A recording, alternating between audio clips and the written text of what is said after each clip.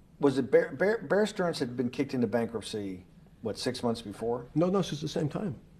This is part of the same deal.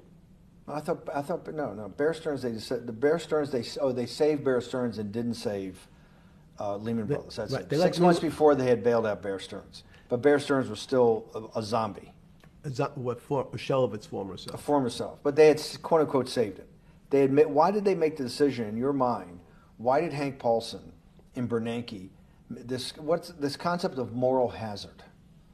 Explain to the audience what moral hazard is, and why did they save Bear Stearns 6 months before, and why did the smartest guys in the room decide not to save Lehman Brothers? It's a good question. The real issue is I'd have to go back when you have these systems to the way your doctor responds to any type of emergency in your body. If they might decide to save your kidneys and let your gallbladder go because the gallbladder is less important to your overall system. If at that time, even it's not that long ago, the boogeyman was when said, well, what really happened? Jeffrey, what really happened? What is this financial crisis? And, some of the progressives and the right wing blame it on the banks. It was the banks' fault. And it's the fault of this very esoteric, unknown concept of derivatives.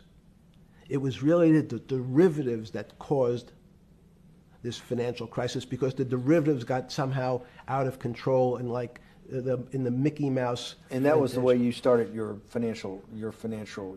road to a billionaire went right through derivatives. Yes. But derivatives were not the cause. Derivatives were not the cause at all. It's like saying your hair was the cause of your heart attack because it was on top of your head. So what was the down. cause? There isn't, let me say, there's no one specific cause. These are system collapses. So many times when they have to make your death certificate, when you say, well, what did he die from? They'll say heart failure. But if you say, what was the cause of his heart failure? Well, he had low blood pressure, his sugar was high, he was diabetic, he had all these other problems. But they say, no, we need a word on your death certificate. Did he die from brain damage? Did he die from heart failure? That's the financial crisis. Many people said, well, what caused it? They wrote, like on its death certificate, derivatives. But derivatives are not a fundamental cause of anything. Was it Sunday or Monday? I take it was Monday morning when you made your two collect calls and you were talking to Bear Stearns on one hand and Morgan Stanley on the other. J.P. Morgan. That was Monday morning. Did you, Jeffrey, being one of the financial geniuses in the world, did you understand what Lehman Brothers is going into bankruptcy, the domino effect, that by Thursday the financial system would be under such extremis that if it didn't have $1 trillion cash infusion in the United States, it might collapse? Did you know that at the time? Did you view that at the time? Yes. You did? Yeah. Why? Again, I don't want to bore you or the audience with the idea of it's a medical procedure, but you had system failures. So you'd recognize that if I said to you, did you realize when your father was on the ground and he was clutching his chest and he couldn't breathe, it was a bad situation and he could die. That's how I saw it. Did you immediately think about the commercial paper market? I mean, the mechanical triggers that actually you had to blow through these circuit boards. Did you know the circuits? Did you understand the circuits? Or did you have a concept of the circuits that were going to get blown through? Yes, but only because of an analogy to a body. And in fact, from my telephones against the wall with my little metal wires, because the next day I talked to another person in Washington about the issues of what I thought was happening, and I made the same discussion about the... They were at the Treasury Department? Yes. So in a 6x9 cell in... The phones were outside the cell. In Palm Beach County, California? West Palm Beach, Florida. West Palm Beach, Florida. That's what your juice diet. West Palm Beach, Florida. West Palm Beach, Florida. West Palm Beach, Florida. You're making a call to Washington, D.C. to talk to some deputy secretary of Treasury. Someone in Treasury. Right. Someone in Treasury. Right.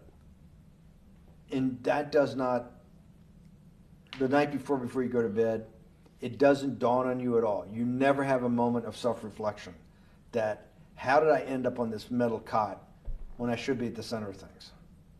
No, I had a telephone, so I said, I can talk to, it makes no difference where I am, in fact. I'm still talking to the same person if I was at my home in Palm Beach. But I'm the here in difference your jail. home in Palm Beach. I can dial my own phone. That's bullshit. No, but you can also make 1,000 phone calls. Here you got to make one, and he's got to take. Think how much instructions. better that was. I had to decide who was the right person to call. That was unusual for me, because I would have called 20 people. And before. what was the advice you gave? I said, you have a sick patient, and it's very much like a sick patient in the emergency room. You can't think about it like your car. People in normal walks of life think about money and things as a machine. And unfortunately, so if your car breaks, cars are always easy to fix. My jets, my cars, if it breaks, I know it can be fixed because it simply follows the same pattern. If this part breaks, you replace the part and the thing works again. People and the financial system are not machines. They can't be fixed the same way. You can't simply take out put some more juice into the commercial paper market, and that's like replacing the carburetor on the car. It's much more, I have a patient who can't breathe, has a stomach problem, can't see, looks bleeding at the same time. What do I do first? I have to think about it as a system. Where's the most logical place? What's the most dangerous place? If your heart stopped, we have to start your heart again. In the equivalent to the money market, why do I have to start your heart again? I need to get your blood flowing. If your blood stops, you're dead. If liquidity, which is the equivalent of blood in the financial system, dries up. Once liquidity is basically cash, putting cash into the Forget system. about what it is. Okay. Liquidity is liquidity. It allows the system, it's the blood of the system. You need to pump blood hard into the body of the economy to keep it flowing. And if you, especially when you're worried about someone dying, you're not going to be worried about the niceties of, well, you got the shirt dirty and there was some damage. Pump in that blood, keep that heart When you pumping talked to the person in Treasury on Tuesday, the 16th, did you get a feeling as you were sitting in your 6x9 jail cell in West Palm Beach, Florida, that they were on top of things? No, you can't. It's impossible to be on top of things. There's no such thing. It's, again, the doctor watching the patient die. You hopefully have some confidence that he's seen it before. He recognizes that there are some steps he has to take first before he bandages the guy's finger or worries about what shoes he has on. So you hope that the people in charge, your doctors who are working on the emergency patient, have enough experience and, frankly, judgment to try to keep the patient alive. Did you think that they had those things, patience and judgment? They had pretty good judgment, and you needed a lot of luck, just like in the dead patient. You need to, hopefully you put that blood in and it's not too late. And you make some mistakes, but you have to know you're going to have to give it a shock. In the run-up to the September crash of 2008, Yeah. I guess you weren't occupied with finance. That whole summer, how long had you been in jail? Went to jail June 30th. So the entire summer. Yes. Before you went into jail, you were still very active in the financial markets. Yes. When I say active, you trade currencies every day, you trade stocks every day. When people, I don't do any. someone like you, or you give advice to people to trade stocks or trade currencies. I don't trade every day. I think that's, like Woody Allen said, you can't beat the bank. So I try to pick my spots. George Soros picked his spot when the pound collapsed. This would have been a great money-making opportunity that passed me by when I was in jail, but that's not how I think. In the run-up to that, in the spring of 2008, that's when Bear Stearns got in problems, I think, in the spring of 2008, and they decided to bail it out. Did the Bear Stearns guys talk to you for advice at that time, when the big crisis in Bear Stearns? No, but see, again, unbeknownst to most people, and it's easy to blame people for the financial crisis, like you'd blame someone for giving your father the drink before he had his heart attack. But what really happened, the real enemy of the finance system was Bill Clinton. And if you ask me what and who caused the financial crisis, I would tell you it was Bill Clinton. because of what Bob Rubin and he did to the deregulate the financial system? No. Because as of the last time we had our 60-minute interview, you talked to me about home ownership. And you asked me whether everyone should own a home. And I told you, no, it's too risky. So the financial collapse of 2008 is because of hardworking African Americans, Hispanics, and whites who wanted to have a ownership stake in the society that all rests on their shoulders. They're the culprits. No, not at all. Okay, then I didn't say they were the culprits. I was pretty clear it was Bill Clinton. Okay. Why was it Bill Clinton? Because Bill Clinton wanted to get votes from those people. And he sold them the idea that instead of renting in a house, and historically the values of houses have gone up, and he said, you guys in these local communities who haven't been able to afford a house before, I'm going to show you a way. I'm going to give you a way because I'm sure I'll get your vote that you can own a house because I want your vote. So what we're going to do is I'm going to let you buy a house, Mr. Bannon, when you really, you're right on the border, maybe, or not even on the border. Your credit is not good. Okay, let's be honest. And it's not my fault, it's not Bill Clinton's fault, but if whatever happens, at the moment your credit score or whatever it is, your credit's not good. Now, normally, you come to me and want to borrow money, I'm a bank, and I say, I'm sorry, Mr. Bannon, I can't lend you money because your credit score is not up to where it needs to be. Hopefully, if you work harder and clean up some of your problems, it will be. But no, what I say to you is, I'm going to figure out a way to lend you, not give you. I'm going to lend you money anyway, though you don't have a good credit score. And don't worry, I'm going to get rid of the term that you don't have bad credit. Bad credit sounds pejorative. You don't want to be a person. Sounds judgmental. Yes, sounds judgmental. So what we're going to do is we're going to call your credit situation subprime. Oh, nobody knows what that means. Subprime. That means prime is good credit. Subprime is not good credit, less than good credit. So we'll call it something that people really won't follow, and we'll tell you what. We're going to have people lend you money, though you are a subprime borrower, and I will figure out some government agencies to guarantee your loan, though I don't think you're a good risk. So the banks say, no, no, no, we don't want, initially, the bank said, sorry, this is too risky, Mr. President, for us. We're in the business of managing risk. It's not our money. It's the hard-working people's money sitting in our bank. We can't lend to people whose credit is not prime. You're asking us to lend to people who are subprime. And he says, here's the key, if you don't, Mr. Bannon, I'm going to make sure the Justice Department charges you with discriminatory lending because you refuse to lend to my subprimers.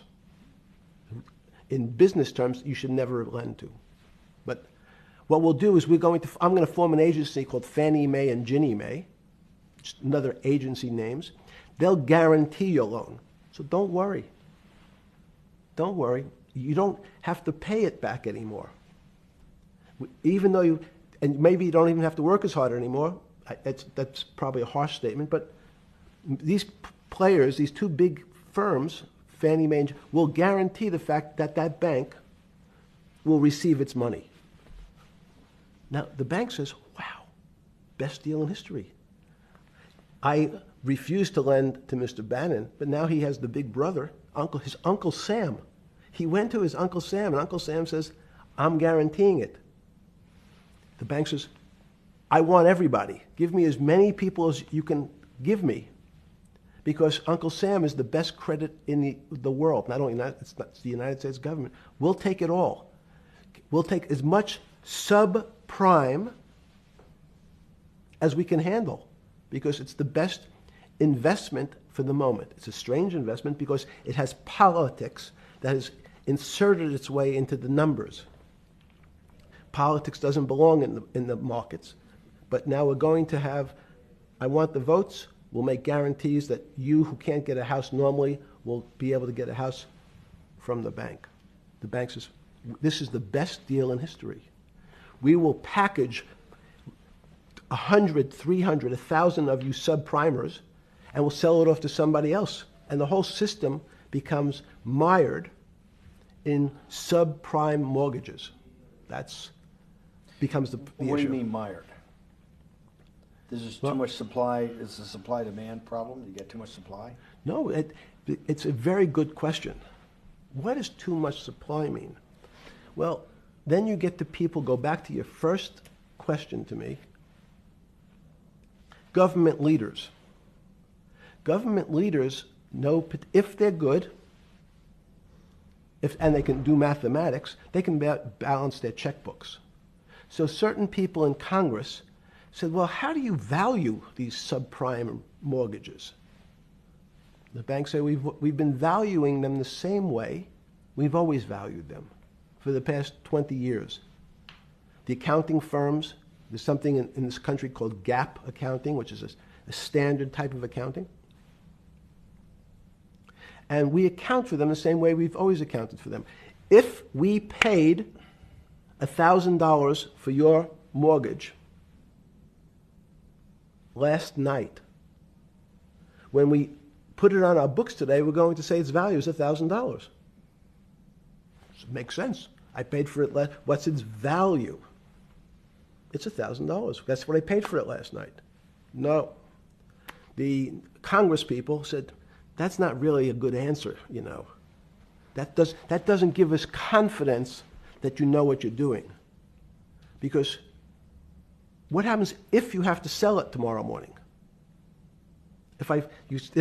Something's happened and you have to sell it. Remember, there's kinds of stress tests. Would you be able to value it at what you paid for it the day before? And Wall Street says, that's not the way you can think about this. This is crazy. We always value things at the cost from the day before. And they changed the accounting method. In essence, to say, not what it was worth yesterday, but if I have to sell, what would it be worth? That's impossible. So what happens is, every bank now has to value something that they bought yesterday at lower than they paid.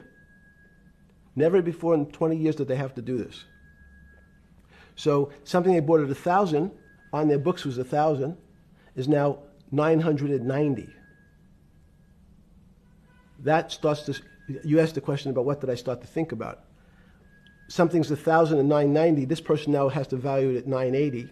When did you first start to get nervous, understanding Bill Clinton in all this? Did you change glasses? Yes. Okay. I changed shirt. I saw that black. Are you okay with the? Yeah, great. I think we're gonna have all kinds of changes. I'm experimenting. Yeah. Okay. When did you get a feeling? Did you ever anticipate before it happened something like 2008 could happen? No. How could that be? It's the word I'm going to beat it to death, is that it's very much like would I anticipate I'll have a heart attack tomorrow? Unlikely. Was 2008 a heart attack or a stroke? Debilitating. It's a better, it was both. But why was it both? Because in fact, as I said, the blood was getting dried up in the system, and the head, which is sort of the central bank, wasn't working. So to some extent, it was a combination. It was just a crisis. Did you see that building up over time? It's always been lurking in the background. I mean, if you have an older parent, would you say it's possible? Did you anticipate him having a heart attack today? No, you hope things are going to go better and maybe they'll fix it up. The system was getting too complex, And it wasn't based on derivatives, because what people keep forgetting, and as I was just explaining, Wall Street and in many professions, including Wall Street makes it sound complicated. They don't want the little guy to understand what they do, because they make so much money and they don't do very much. So they couch it in words like derivative and stock options and commodity futures and different types of contracts. It's all everyone is capable of understanding it. It is not complicated. But Wall Street, because they make so much money from doing fairly simple things, needs to make it more complicated than it really is. We had a very big recession in the early 90s based upon real estate and Japan basically imploding. Let's again, Okay. you had a recession in the 90s. I don't know what it's based upon. It's always interesting to look back and say, separate from there's certain triggers, like in the 70s there was What do you think it was based upon, the 90s downturn? It's clearly there was a huge downturn. No, I know there was a downturn. That's what I know for sure. That's a fact. That's all. Everything else is sort of speculation about why did he have that? I understand that, but Sorry. there's some speculation that has 0% probability of being true, and there's others that have 90%. In the range, when you look at the range of alternatives of what could have caused it in 90, and what I'm trying to do is get you all the way up to 2008. Look, you're the smartest guy in the room, right? You know that. Do you think there's anybody in the world today? Oops, this is going to be a bad question. No, but do you think anybody in the world today, the Alan Greenspans, the Bernankes, is there any central banker you know, any partner of any Wall Street firm, any guy running a trading desk, and I would take it that would be, or anybody at a Larry Fink at BlackRock, Steve Schwartzman at Blackstone, the top 100 financial guys, and let's throw in a couple of Nobel economists, and let's throw in the best professors at Wharton, at Harvard, at Stanford. Do you think that there's anybody that understands money or understands the world's financial system as good as you? There must be.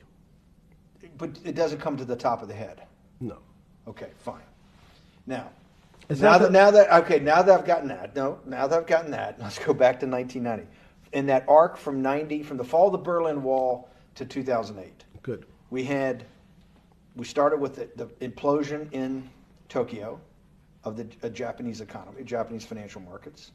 We had the huge run-up in internet stocks, right? We had the implosion of that in 2000. The bankruptcy of Drexel Burnham in 90. Mm-hmm. Implosion of Japan, huge run-up in equity markets for the internet, implosion of the internet in 2000, 10 years later roughly. Mm-hmm.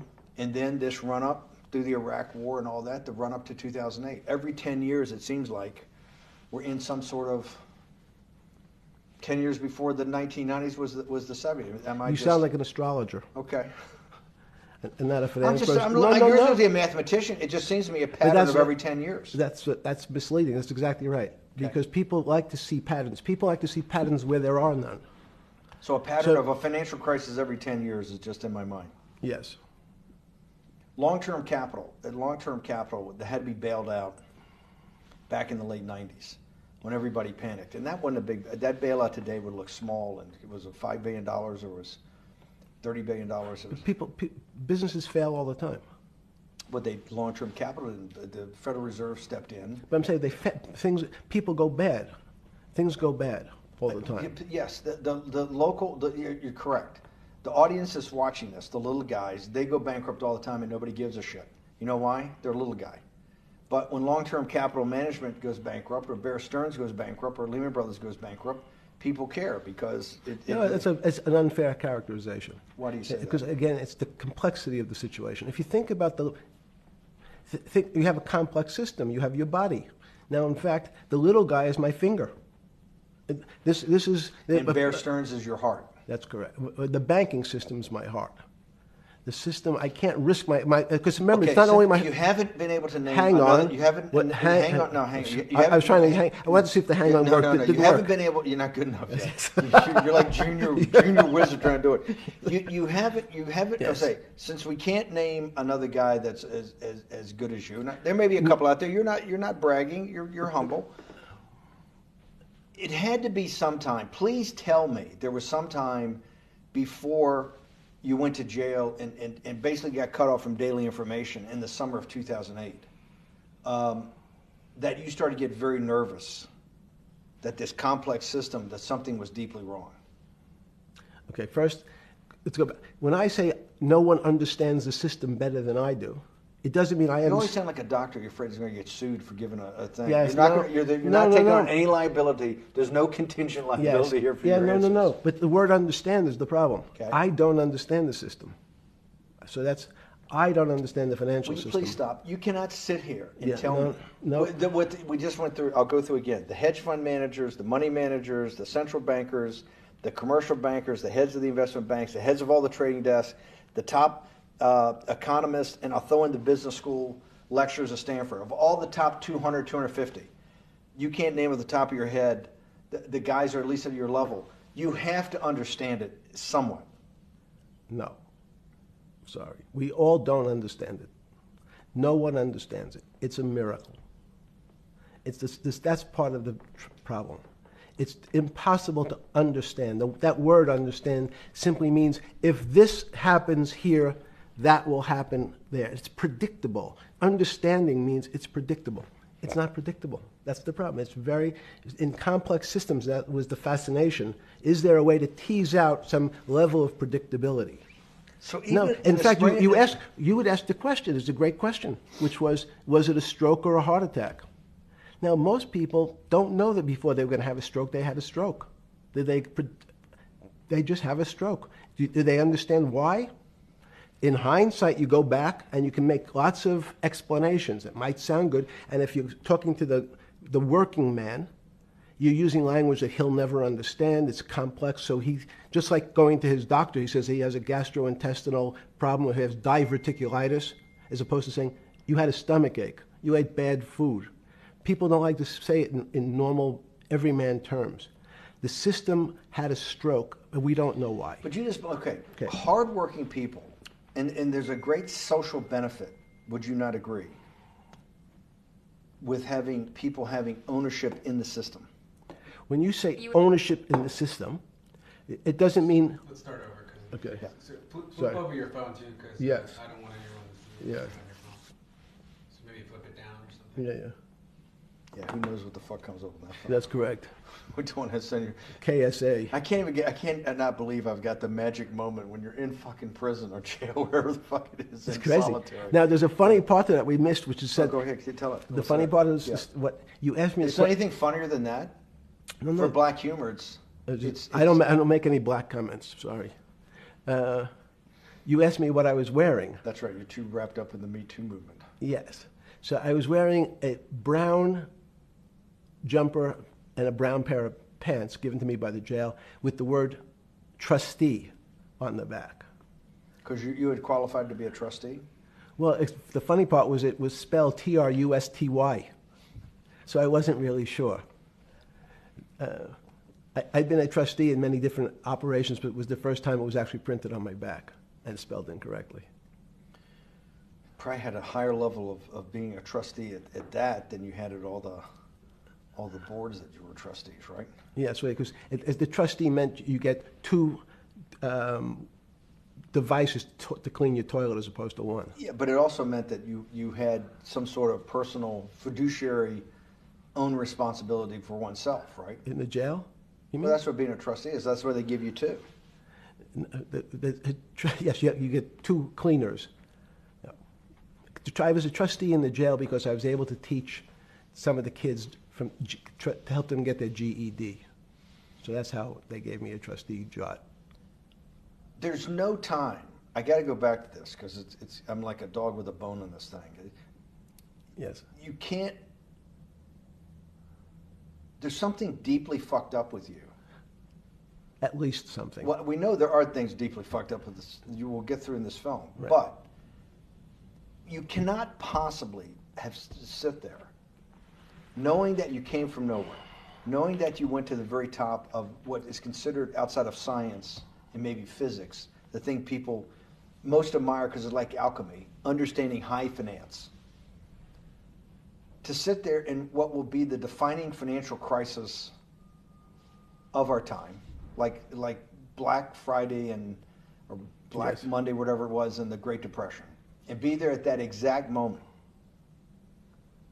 triggered in part by a firm that you used to be a partner in and knew intimately well, and it created much of your initial net worth because of, and know that you couldn't, someone who lives on a phone, right? Yes. Because you do live on a phone, right? Correct. You had to make just 2 collect calls. You cannot tell me sometime during that day you did not have that conversation with yourself of how the fuck did I do this to myself to put myself in West Palm Beach in a 6x9 cell with a metal fucking bed with a brown shirt that said trustee spelled wrong. So did I find it amazing that I was there? That's a Not better, amazing, and I don't want to say it was not funny. Oh, I thought it was. I wasn't funny. Right. But Not amazing. no, it was incredible. Incredible in what way? This- Incredible, like how do I do this to myself? No. It's as incredible as me sitting here in this house. They're both just 2 sides of the coin. That's how I think about it. That my life today is incredible. Do you consider yourself a stoic? No. I consider myself a hermit. Stoics are not very happy. Being a hermit then, being in that 6x9 cell, being in the cell qua the cell was not the problem, right? Correct. What was the problem? Eating the almond joy bars. Because you couldn't eat the food. No, right. And but remember, my life is. Did that ever strike you that I can't eat the food because somebody might have done something to it? I gotta live off an almond joy bar, 1 a day or 2 a day or whatever. How many ever sneak in a day? No sneaking in. Your 1 almond joy bar, it did not hit you at some time? How the fuck did I do this? No. Let's go back to the spring of 2008. Were you so wrapped up in your personal issues at the time you were not spending enough time on the financial markets, or were you deeply involved in the financial markets like you normally were? No, I was involved. So we're saying that the smartest guy in the room didn't see it coming. No, of course The not. bankruptcy of Bear Stearns, you just thought was a Bear Stearns problem. You didn't see it as systemic. I know you keep harping on it, but it's not. Because you're a mathematician and understands systems. I- It seems that anybody that understands that they had a systemic problem, you at least be the first on the early search radar. If you're not going to see it, then I'm really afraid, because that means that I always assume there's at least a set of guys out there that have some sort of sense that something's not right. Imagine the guy who has a stroke or had the heart attack. When you ask him, did you feel funny the day before? He's going to tell you, yeah, I didn't feel right. Something was off. I didn't feel right. I had my stomach was right. I felt a little dizzy. I felt a little weak. But if you asked him that day before, do you think you're going to have a heart attack tomorrow? He'd say, no, I just feel a little weak. I'm a little dizzy. My stomach hurts. So these systems, and that's the issue of complexity. What complexity says is that, in fact, everything seems to go along, and people have seen it. One of the great examples of complex systems is sand dunes. In fact, the sand keeps building up. People have seen some, and all of a sudden, one more sand drop, and all the sand starts running down the hills. That's the way I see the financial markets. When you funded Santa Fe in the early 90s or late 80s? I believe it was early 90s. I can get back to you. But early 90s, Santa Fe was funded for the study of complexity theory. It was studied with math. So let's back up. So why did I buy a ranch in New Mexico in 1993? So that gives you some sense. So I would have funded it in 1990. Los Alamos, which was the high energy lab up in New Mexico, was losing all its scientists. In They were Los closing- Alamos, it was where Oppenheimer and where a lot of the nuclear weapons program, the bomb. That's where the original bomb. Manhattan Project. Manhattan Project Yes. was Yes, sir. as Los Alamos, and you bought your property out in New Mexico to be near that? Yes, because the scientists were going to be, they cut the funding for high energy physics. But the people who worked in Los Alamos would still be in the Santa Fe area. They cut that because this was the Cold War dividend, right? I don't remember exactly why. It was because, again, people thought that physics and high energy physics really wasn't that important. Because that was about nuclear weapons. No, it was because they decided, which may be not right, this was the same time that Murray Gell-Mann came up with the term quark, Q-U-A-R-K. He picked it out of an old poem, the word quark. But it was it was mysterious. So they were starting to understand in the 90s that our world of the physics world, there was things that were just unexplainable. They called it strange things. You gave it a name. You gave it some characteristics. You called it had charm, was one of the terms. It had a charm. It had a flavor. It had a color. But no one, Mr. Bannon, understood what it was. Just like the financial system. And you wanted to investigate that. I wanted to see if we could build tools so others smarter than me could help investigate it. And that was the beginning of your concept of the Santa Fe Institute. Yes. And Santa Fe Institute was founded to do study in this type of... Can these areas of strange things be described by some form of mathematics? So that's what I'm trying to get at. The foundational thought, the organizing principle of Santa Fe Yes. in the high physics lab at Los Alamos, Right. which had been the headquarters of Manhattan and the Trinity Project, right, the bomb. Yes. So you're talking about the elite, the high priest Of physics. of physics. Yes, sir. Which high priest of physics, some subset of that is also mathematics. That's math. Yes, they're both similar. Project out. One of the tools you want to do is to make sure that in this complex system, the finance system, I'm doing a lot of this for philanthropy and a lot for the good of mankind, but also to be able to understand this complex system, the most complex outside of maybe our body, of the financial world. Yes. Did they create tools, or were you smarter in than the mid-aughts, 15 years later, than you had been then because of work that was done at Santa Fe? No. It was great. But in fact, most of the money, most of my philanthropy in the area of can you describe things that appear to be unexplainable by mathematics, and can you fund people who have new ideas? And unfortunately, when someone thinks they've been able to, there was a man, Stuart Kaufman, when they think okay, I figured out how to be able to predict the unpredictable, what appears to other people to be unpredictable. But my system, in those days it was called genetic algorithms, can predict what things will happen, and they all want to make money. So they use their systems to try to figure out, they know they have figured out the way to make money because they figured out the unexplainable. They try, they go bankrupt, and we start again. So with a cold view, what I've come to realize is that the attempt to mathematize, formularize, or what in your prior work, to understand what really is, in today's world, still unexplainable, is impossible. They're miracles.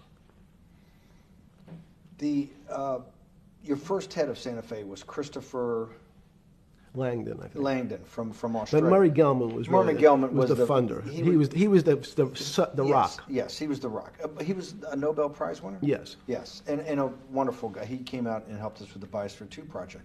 He came with Chris Langdon. Yeah. Chris Langdon was the operator, the day-to-day guy. Chris was doing artificial life. Right. Murray tried to lead his own artificial life. Yes. When Chris came to Biosphere 2 for the first big conference we had in 1994, he was one of the most impressive guys there among all the world's elite. Kew Gardens, the Lawrence Livermore lab, the labs at Sandia, all the major universities, Lamont Doherty, all the big Earth observatories, Woods Hole. What set Langdon apart, I thought, and the reason I invited Santa Fe to be part of it, was Langdon actually made a presentation that everything, and he was making this to scientists, a lot of marine biologists, a lot of people that were just beginning, Wally Broker and people who were just beginning the study of climate change, at that time called global warming. That he made this compelling presentation that everything's really mathematics. Yes. It's all just back to math. And you have to, all these experiments you do, you're not, one of the reasons they're not considered by the high priest in physics as being real experiments is that they don't have a mathematical basis to it, and everything has a mathematical basis to it. Langdon seemed like a radical visionary. What happened to that concept? You go back 350 years. So you have Isaac Newton, you have Leibniz. From move forward, you have people like Heisenberg and Gödel, and what every one of those mathematicians and philosophers came to understand is that there's something there's numbers can describe certain things, approximate certain things. But in fact, trying to put measurements and numbers on other things that are really unexplainable is folly. So 300 years ago, they said that unexplainable realm was God. And people who attempted, in fact, to explain the unexplainable, who said, yes, I understand the unexplainable, were charlatans, they were the occults, they were the astrologers, they were the con men. Alchemist. Yes. Well, no, alchemist was, in fact, they believed that there was a way to transmute one metal into another. In fact, they always wanted to see if they can create gold. There's no reason, if you think about it, they recognize that one metal is different than another metal because it has some additional pieces to it. It has additional neutrons or protons or electrons.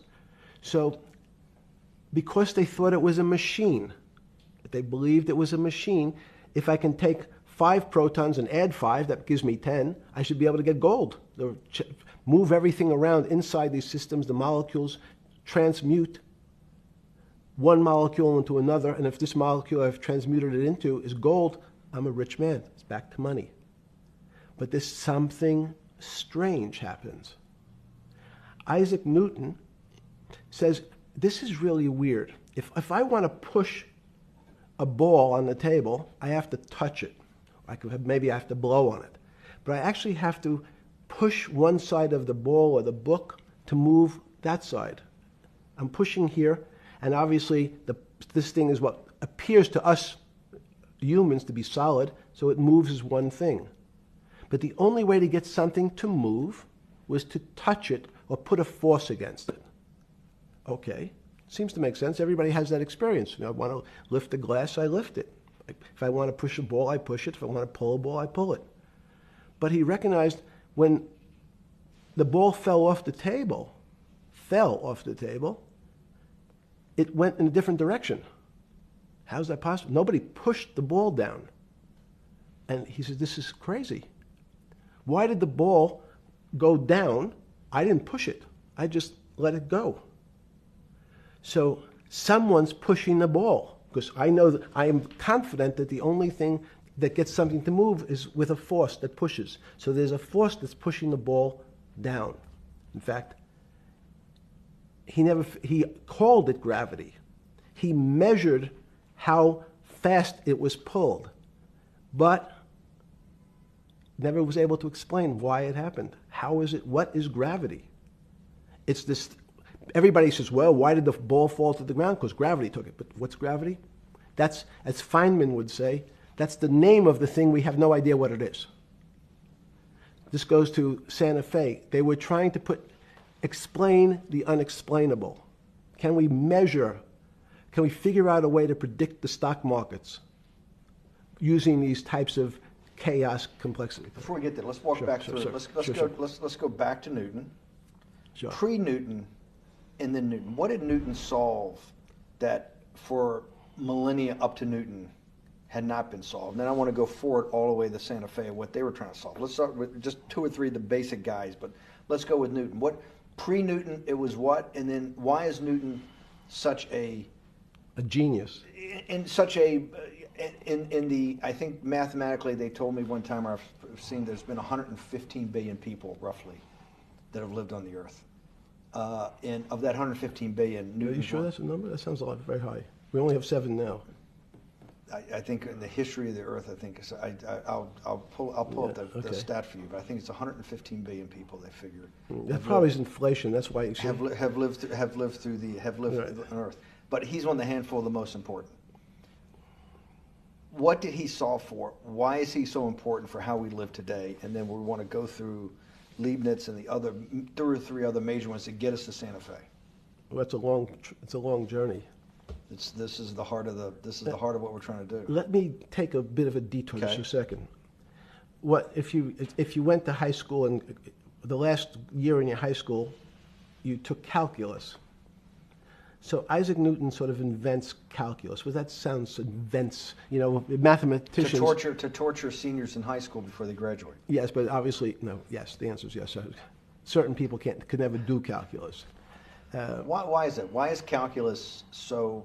Why is that the dividing line between, to me, people who can handle that and can go on to do certain things, and people just hit the wall, even if they know math? It seems to me that there's that calculus is the thing that changes. It bridges. That's because it's about the theory of change and the theory of how things change. It's a great question. But in fact, what calculus does is it's somewhat philosophical. That's why mathematics is Newton wasn't a mathematician, he was called a geometer. That's what they used to call themselves. They understood geometry and numbers. But there's an old conundrum where it says, during Pythagoras' days, Zeno's paradox it's called, where they said, well, if the wall is 2 feet away from me, and I take one step that's halfway to the wall, that'll be 1 foot away. And if I take another step that's half again, that'll be half a foot away, and then a quarter of a foot. I could walk forever but never touch the wall. Doesn't sound realistic, doesn't make any sense in our real lives of the physical. But what Newton understood is many problems were like that. Many things approached the wall, or in calculus, approached the limit, but never really reached it.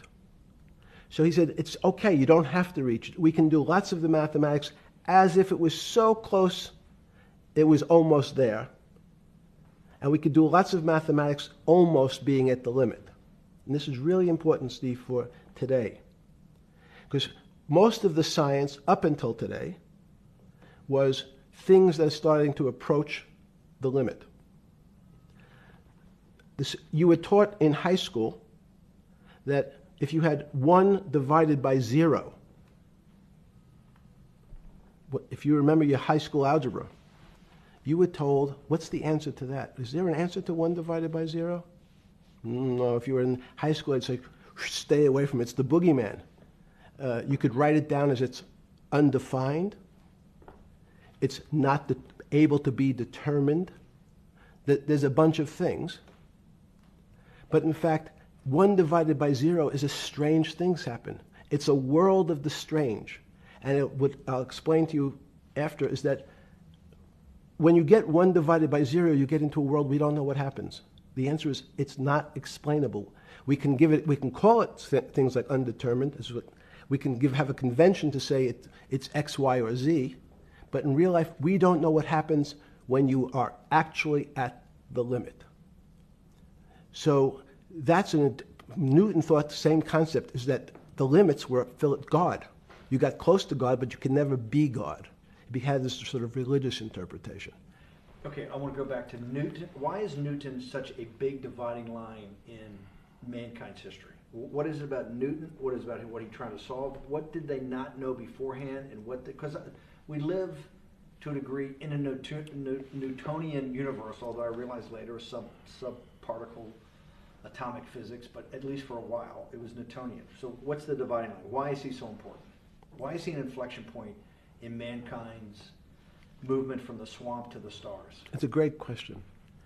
Stars was by Kepler. What Newton starts to allow us to do is to make accurate predictions. Remember that we've talked about that with money, about the things in our physical world, how cars, he didn't have cars then, how horse carriages moved, how bowling balls moved, how pool cues and pool, excuse me, pool table balls. Had would people re- tried to solve that before Newton? Had Many- people many- tried it?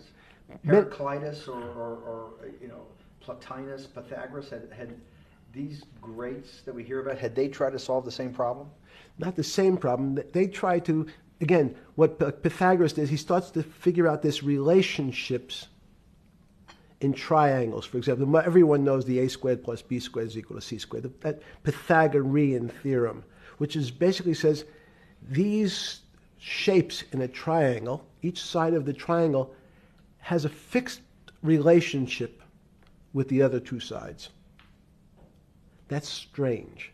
He knew, again, but it was all numbers. This was a system of things in the physical world, and Pythagoras says we can start putting numbers on things that help you predict how they will behave. You can add two triangles and make a square, some different shapes. They were looking at geometric forms. Newton says, well, I want to know how planets move. I want to know how things around me move. Can we find formulas? Can I find formulas that explain what I see in the physical world, how physical things interact and how they describe one another? Again, the fact that two solid masses, for some very strange, unknown reason, unknown today, attract one another, no matter what they are.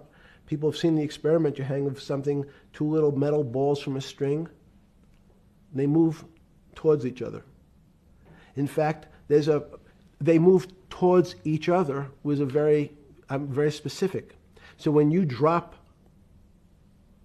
the ball to the floor of this room, Newton says, in fact, the room came up a bit to meet the ball. The room moved. It's imperceptible. You can't really perceive that motion, but they attracted each other with certain ratios. So he started to be able to measure things in the physical world. And that was great advances. It also, you wanted to move very quickly. Unfortunately, most people, especially in the 20th century, 19th century, said, well, like Newton, let's measure everything. Let's measure people's behavior. Let's measure their psychology. Let's measure their health. You go to we can have my blood test. Let's measure everything. We measure Wall Street. Their voting habits. Measure. Can we put a number on how much I care for my wife? Can I put a number on how I feel? And we tried, unfortunately, we try to mathematize the finer things in life, and then recognize that there's things that, unfortunately, just fall outside. Schrodinger wrote a very famous book about what is life. He was trying to figure out a way, can he describe the difference formulaically between things that are alive and things that are dead? The answer is no. The things that are alive in my world are miracles, not magic. Magic has a bad connotation, trying to hide things. You don't believe in the spirit or the soul? That's what animates people, is your spirit or your soul. No. Have you ever seen someone die? When they die, their spirit leaves. Their soul leaves, no question. So There's no question to you about no that. question. There's no question to you that there is some animating life force within us that leaves when you're dead. Yes, in fact, I refer to the soul. This obviously is certain. The questions in the past, even Because during people would normally think you were soulless. So, Thank you. But have you talk about you actually believe in it, and have done some thinking about it is pretty shocking in its own right, isn't it? Well, again, mathematics. Leibniz thought. You know, Newton was at Cambridge, and he was the head of the math department, right? He's a professor, essentially. Yes. But Leibniz, was Leibniz a German professor? Yes, but what Leibniz said is, the soul is so strange, because God took chemicals, which is simply the material, like tables, and he somehow made this material able to have a thought. How strange is that? Not only does it have a soul, but some way it was put together that this material substance is able to think. So when you say to me, it's obvious to everyone that there's such a thing as a soul. Now, if you're part of the Charlatanville, you'll try to explain it to people. The soul I describe as the dark matter of the brain. Why is it dark matter? Because in high energy physics nowadays you hear terms of dark matter, dark energy. Again, terminology. It's a complicated term. Why is it dark matter? Because we can't see it, that's all. What do you mean you can't see it? Well, somehow we see something moving towards this area of darkness. Something, I can see this thing. This appears to me to be empty. It's just black. But I see it being drawn this way.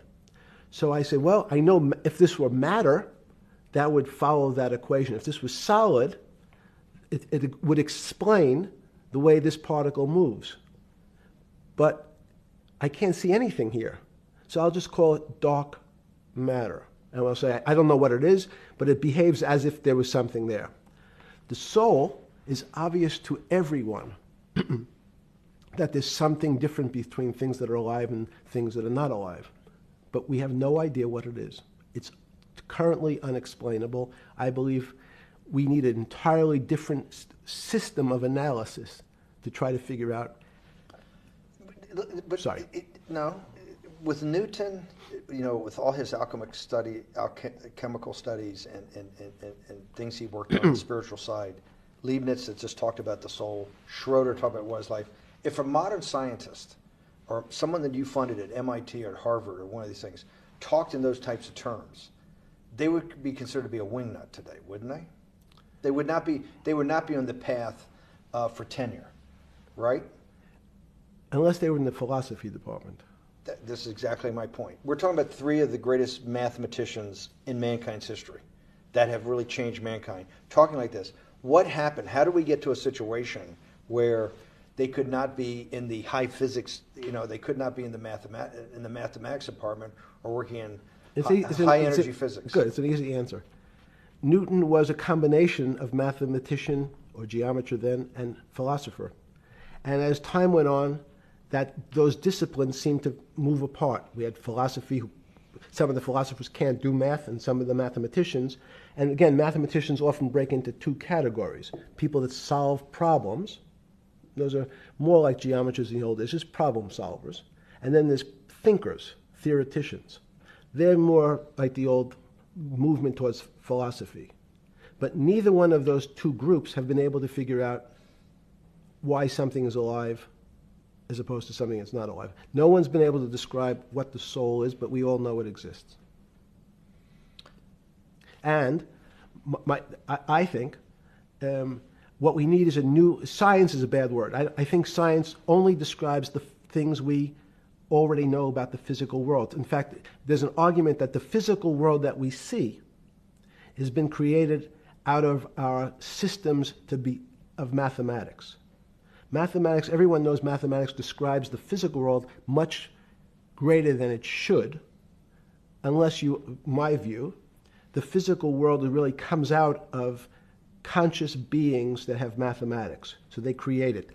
This table appears to you and I to be solid. To a bat,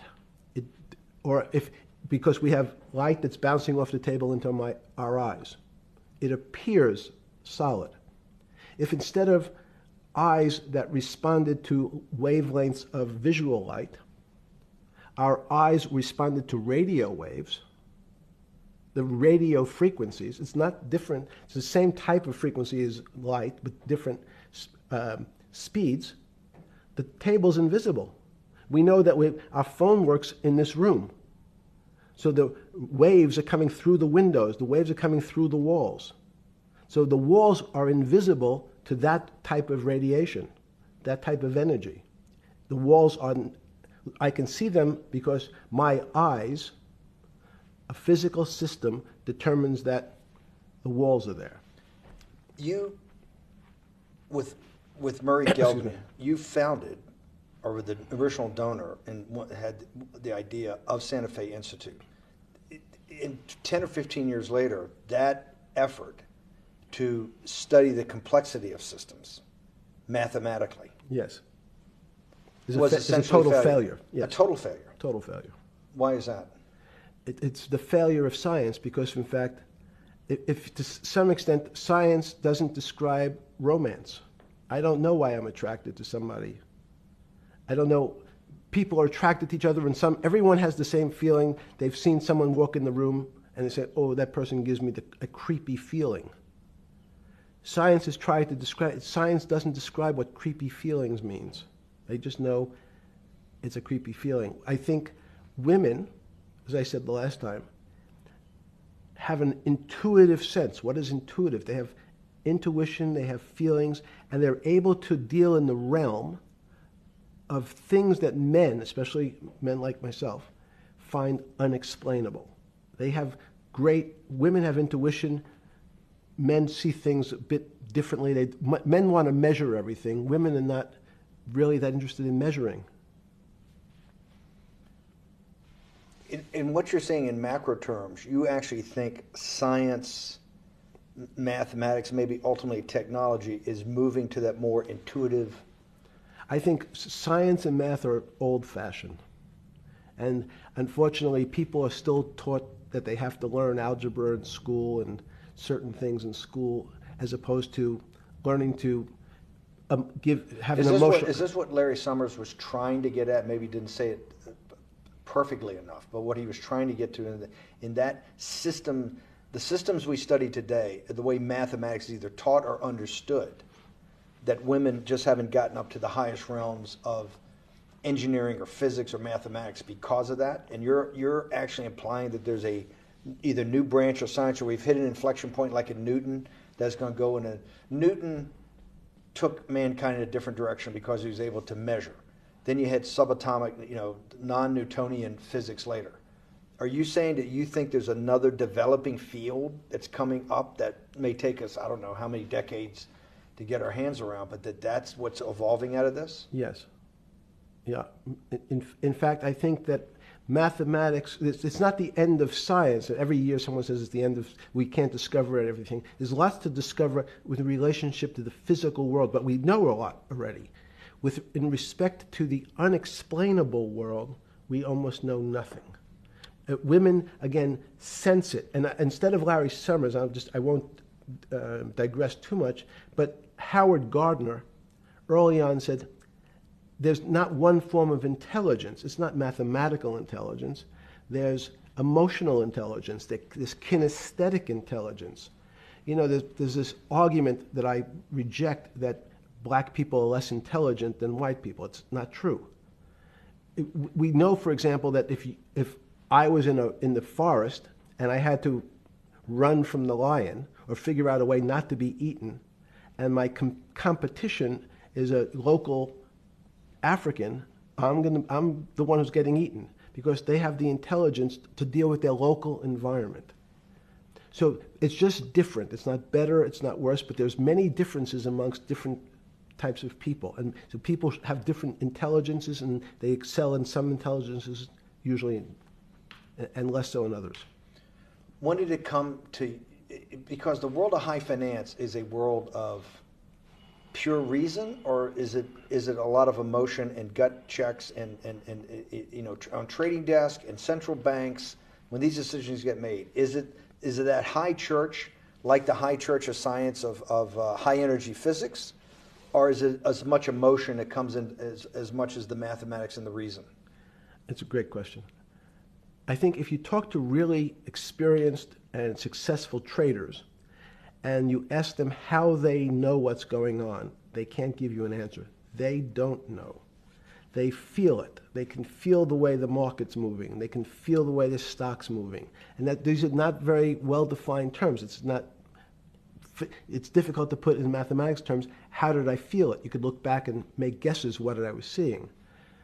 But great traders feel it and then act on their feelings. That's the difference. Many people feel it but are afraid because they want a mathematical justification before they take that next step. When you first got on the trading desk at Bear Stearns in the late 70s or mid 70s, were you shocked by how little actual understanding of mathematics that the traders comprehended? Yeah, well, again, we had a Texas Instrument calculator.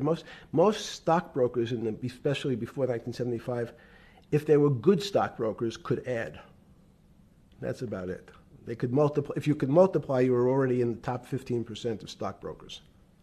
Stockbrokers simply meant there's a story. When I went to the first person, I had no money. And I said, how much money do you make a year?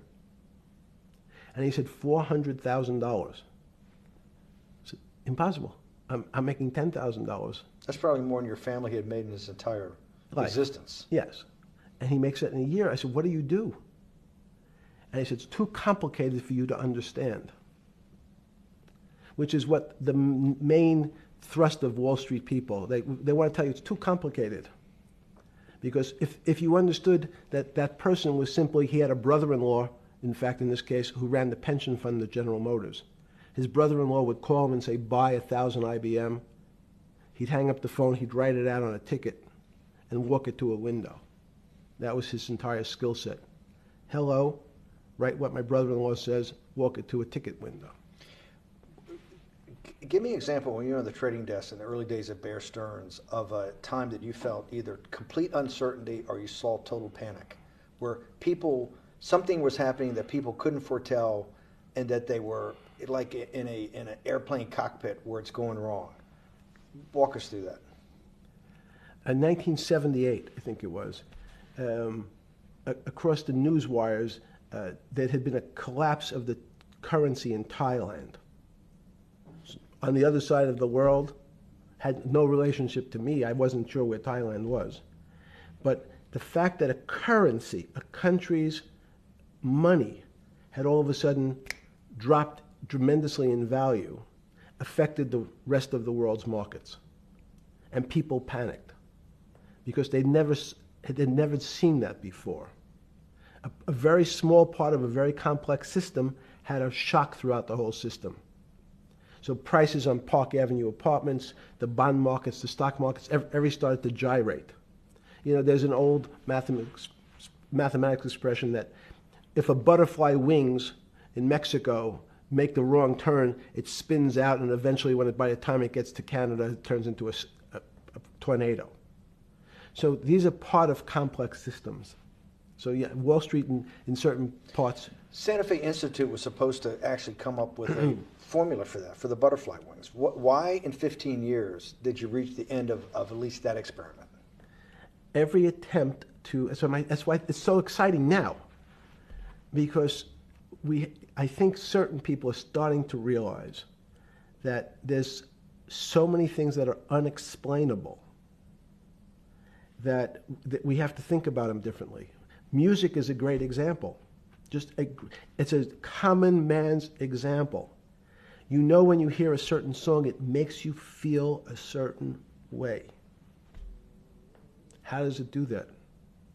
We don't know. We can't mathematize it. And even that music, Steve, nowadays we compress music. When you have a violin, it's compressed onto your iPhone.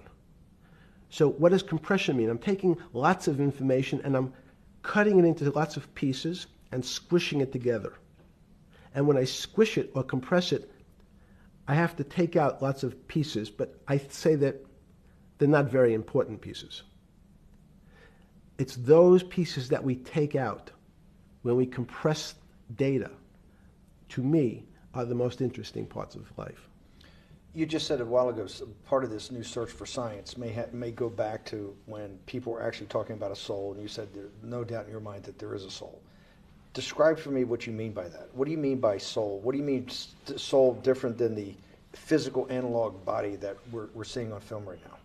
It's difficult to describe in words. I mean, I'm not a poet. Poems get a little closer to what that really means. But even the concept of what is life becomes complicated when you deal with plants and seeds. Is a seed alive? I don't know. Certain people would say, no, it's dead. When your banana, one of my favorite examples is the banana that's sitting on the countertop in your kitchen today. Is it alive or dead? What do you think about human life? Tell me about human life. But your banana is alive. That banana is breathing. It's on your. You say that's impossible, Jeffrey. No, it's not. Is the banana conscious? All these words, these are words. So everyone's trying to fit very complicated concepts into a very small box called conscious or alive. These don't fit in that way. So if you put your banana in a bag and put another fruit in with it, the fruit ripens faster because the banana breathes with it. We don't understand most of those things. So you asked the big question. Sorry. You talk about the life. What about human life? What about it? Tell me what do you think? What do you think human life is? It's a miracle. It's a miracle. And when I say miracle, I can't explain it, and I make no attempt to explain it at the moment. We don't know how to think about it. And anyone, and again, another one of the Feynman quotes when he was talking about quantum physics. He said, anyone, Jeffrey, who says they understand quantum physics and quantum mechanics and quantum behavior, you know they're lying. Let's talk about it. That's post-Newtonian. Talk about what's the difference. Who founded quantum mechanics? Why is quantum mechanics taking Newtonian physics and taking it to the next level? It forms a much broader category. Let's go back to this desk. You used the thing of Newton using this desk. Why can't Newton's theory explain everything? Why did subatomic quantum mechanics or quantum physics have to come in to explain this? Well, so let's go right back to square one. Why is it called quantum physics? So quanta is a word that simply means packet, small amount. So it's quantized. So when we recognize that this table appears, another very complicated word, solid to us, it's really made up of molecules or atoms. And atoms, we've given lots of names to what some of the behaviors. If you were in school, when you and I were in school in the 50s, the model was a little center thing in the middle, and an electron went around and around it. It was seen as a ball that went around and around it. And as we started to look at, say, well, let's see what this ball looks like. I want to be able to examine that little thing called an electron. We found that there was nothing there. There wasn't the thing. It was simply a cloud of energy that we can call an electron. So we already started to see mysterious things as we go into very super small quantities, quantum physics. So quantum physics started to go into the very small, and at very small distances, we see things that we can't explain. We just cannot explain. How am I doing on time? 4 minutes. Fine. And to summarize, no, sorry. Let's go back to human life. When do you think human life starts? It's not these. So you see, this is the question. You're asking me to measure something again. It's the disease. It can't be measured. You just hate making commitments. That's why I'm not married. I'm peeling this onion back a layer at a time. All your bullshit and happy target can't be measured like that. Is that to say measure it's a commitment? You don't even like a commitment when you answer a question. I don't As know. they say in golf, commit to the shot. I don't know what it means to be measured. You do know what it means to be measured. You're one of the leading currency traders, hedge fund guys, or stock market financial wizards. You're in the high priesthood of high finance. You certainly know how to measure. That's why you're a billionaire. Any other answer besides that is total and complete bullshit, and you know it. I know very few things.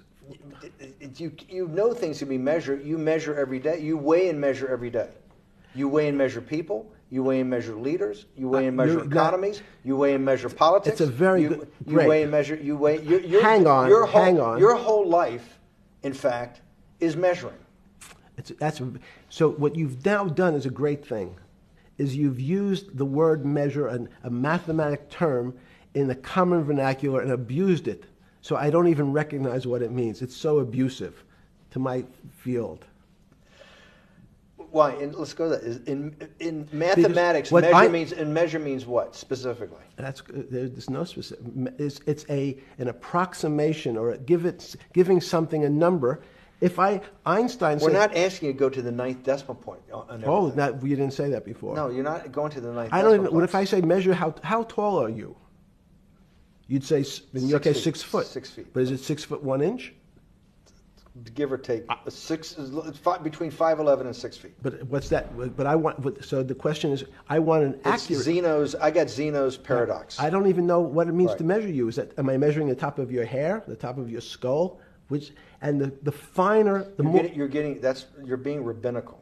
This is like I shaved my beard off. I used to be rabbinical. No, my point is, isn't that going through the Torah where you're parsing every definition? No, so, however we broadly define measure, your life literally is about measurement, is it not? it's about putting numbers on things so that I can try But that's my measurement. best. You can call it whatever you like. If that Well, makes you feel better. What do you know? No, Because I I'm want to make you related happy. back to your scientific inquiry. No, even a number. People don't. A number is a complicated. When did thing. you come? When did you come to this When did you come to this aha moment?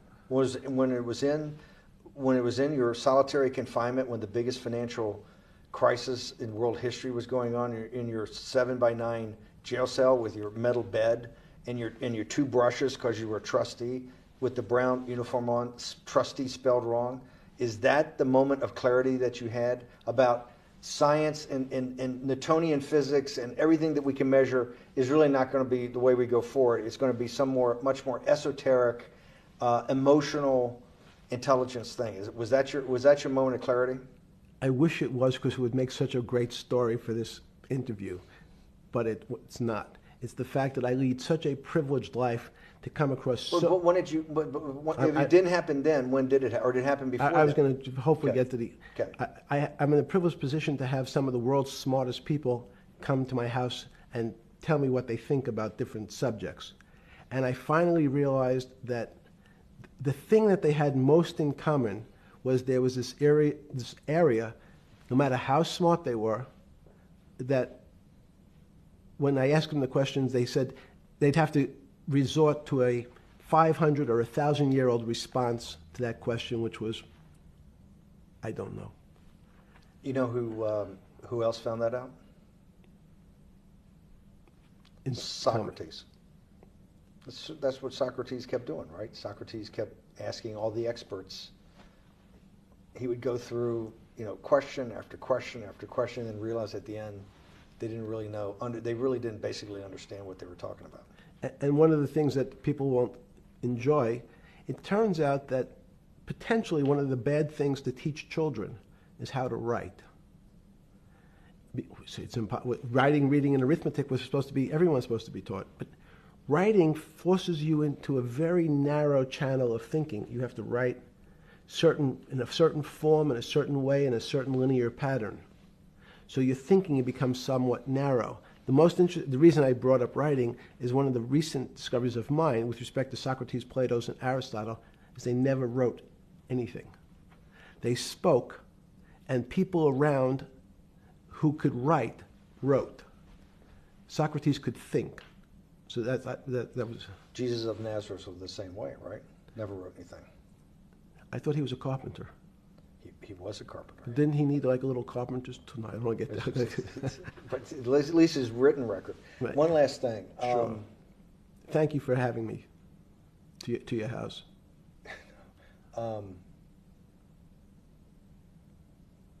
Vegetable juice. Let's go back. Look what vegetable juice does. When did the beginning of that, was there any one aha moment in all these great thinkers? Did it happen before 2008? Was it after? That came up over, I know, many years, but when did you actually realize, hey, something new's got to be developed? Yeah, that's great.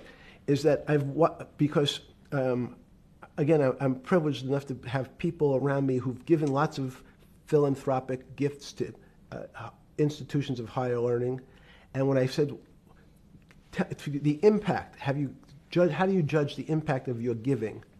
And we sat down and said, no really new ideas have come out. And I realized that, of course, it hasn't come out because we've been looking at using science and mathematics, and it's the wrong tool. It's obvious. Institutions that are set up and try to put forward knowledge and understanding and truth, should they take your money? Derek Bach at Harvard said, taking money for good causes is a good thing. So if Hitler took all the gold out of the teeth of the Jews and said, I want to give this to Heidelberg University to fund the Leibniz chairs so that I can study high energy physics, Derek Bach would say that was fine? Again, these questions are questions where good people on both sides, like your Charlottesville, could differ. I don't know the answer to these questions. So tell us the two. Give us the two answers. The one answer why it shouldn't be, and then the one answer. Derek Bach says, "I'll essentially take cash from anybody because I got so many projects, so many good guys, and this is the way I'll do it. So I'm indifferent to where the cash comes from. Money's money, and if I got good guys, I'm the fiduciary. Says these are good people and this is good research. Okay, I'll take the cash from any source, including you." What's the other argument? Let me give you that. I know in my case, Is your money dirty money? If you live, I just asked a question. Is your money dirty money? No, it's not. So, in fact, why is it not dirty money? Because I earned it. But you earned it. I earned it legally. We went back to this before. You earned Yes. it. You earned it, advising the worst people in the world, right? That do enormous bad things, and just to make more money. So, instead of asking me the question, should you take the money? Because I think it's a legitimate question. You think it's a legitimate question? Yes, no Why? question. Because I think ethics is always a complicated subject, but I can tell you that with the money I gave to help try to eradicate polio in Pakistan and India, instead of asking me whether that money should be given to these children for vaccines, I think you might want to ask their mothers who received the vaccine, who know their child now won't get polio, and ask them if Epstein should have helped these people with their money. If we walked into, you're is that a fair question? You're a mathematician. If we walked into that clinic where they're giving that money out to these people that are in the most dire straits of poverty and sickness, and told them that the money was coming from class 3 sexual predator? Tier 1. Tier 1's the highest and worst? No, I'm the lowest? I'm the lowest. You're the lowest. Okay, Tier 1, you're the lowest. But a criminal. Yes. That the money came from them. What percentage of people do you estimate? I understand you don't like probabilities. Do you estimate would say, I don't care, I want the money for my children? I would say everyone said, I want the money for my children. Did they know where the money came from? I think if you told them, if I told them the devil, 100%. the devil himself. The devil himself said, I'm going to exchange some dollars for your child's life. Do you think you're the devil himself? No, but I do have a good mirror. It's a serious question. Sorry. Do you think you're the devil himself? I don't know. Why would you say that? Because you have all the attributes. You're incredibly smart. You remember the devil is Was somebody the devil knows smart? The devil's brilliant. You read Milton's Paradise Lost. No, the devil scares me. Satan is at the number 1 or 2 archangel, and the reason he goes to hell and leads the rebellion is because he can't be the top guy. And his thing is, I'd rather reign in hell than serve in heaven. I saw that in a movie once called American Dharma. I don't remember who said it. Okay, we have to go. Okay, good. Okay. That was good.